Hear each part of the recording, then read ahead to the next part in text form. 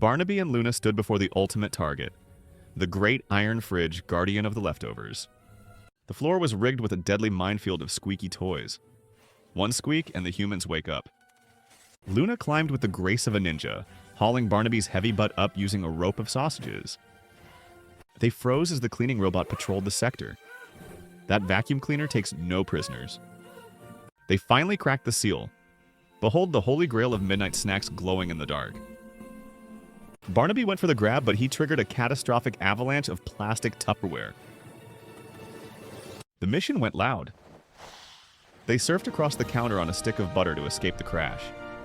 They reached safety to feast on the prize only to realize it was flavorless vegan tofu. Gross.